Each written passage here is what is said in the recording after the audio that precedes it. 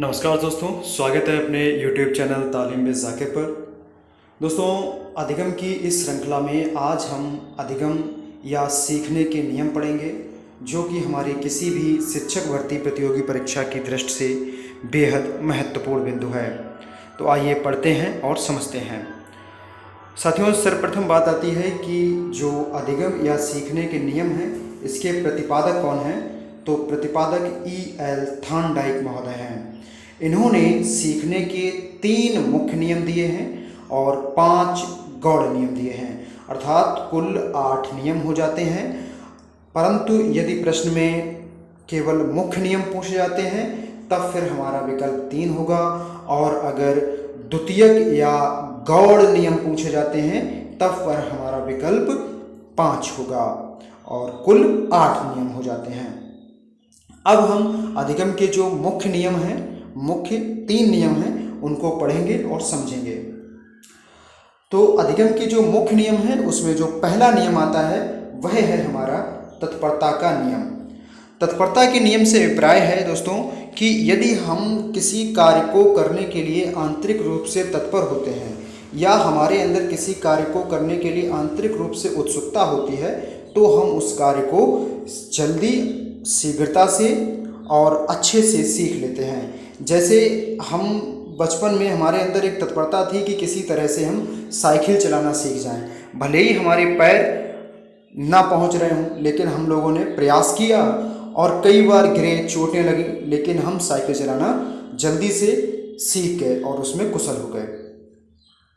तो इसी तरह से यदि हमारे अंदर किसी कार्य को करने के लिए आंतरिक तत्परता होती है तो हम उस कार्य को शीघ्रता से और अच्छे से सीख लेते हैं।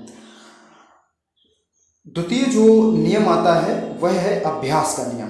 अभ्यास के नियम को 2 भागों में विभाजित किया गया है। एक है उपयोग का नियम, दूसरा है अनुपयोग का नियम। तो सर्वप्रथम बात आती है उपयोग के नियम की। तो उपयोग के नियम से अभिप्राय है कि यदि हम किसी कार्य का अभ्यास करते रहते हैं निरंतर, तो उस कार्य को हम शीघ्रता से और जल्दी ही सीख लेते हैं और उस कार्य में हम कुशल हो जाते हैं। अभ्यास के नियम का जो सेकंड नियम आता है वह है अनुपयोग का नियम।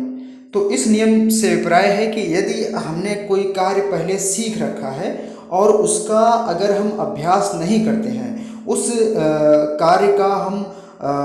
कार्य की पुनरावृत्ति नहीं करते हैं या उसका अभ्यास नहीं करते हैं, तो उस कार्य को हम भूल जाते हैं।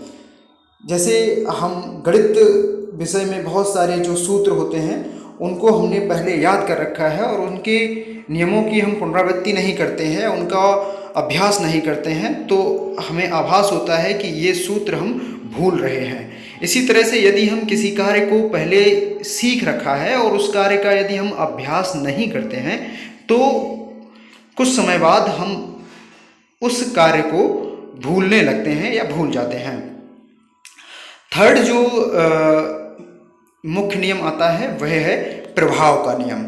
प्रभाव का नियम या परिणाम का नियम, इस नियम से यह अभिप्राय है कि यदि कोई कार्य हमारे लिए उपयोगी होता है या हमारे लिए हितकर होता है, तो हम उस कार्य को करना चाहते हैं और उसको करते हैं और शीघ्रता से सीख लेते हैं। परंतु यदि कोई कार्य हमारे लिए उपयोगी नहीं होता है तो हम उसे ना ही करना चाहते हैं और ना ही उसे सीखते हैं।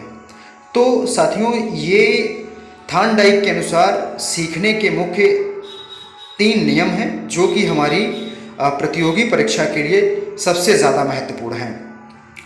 अब आते हैं कि सीखने के जो द्वितीयक नियम या गौड़ नियम हैं वो कौन से हैं। तो वो कुछ इस प्रकार हैं, जिसमें पहला नियम आता है बहुप्रतिक्रिया का नियम, और द्वितीय जो नियम आता है वह है अभिवृत्ति या मनोवृत्ति का नियम। थर्ड जो नियम आता है वह है आत्मीकरण का नियम, और फोर्थ जो आता है वह है आंशिक क्रिया का नियम, और फिफ्थ जो नियम आता है वह है संबंधित परिवर्तन का नियम।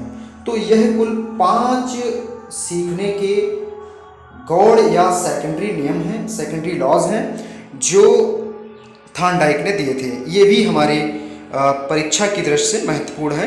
कभी कभार प्रश्न इस तरह से पूछ देता है कि जो सीखने के द्वितीयक नियम हैं या गौड़ नियम हैं वह कितने हैं, या उनको दे दिया जाता है विकल्प में और पूछता है इसमें से सीखने का द्वितीयक नियम है, तो उसमें जो सही विकल्प रहता है उसको चुनना पड़ता है।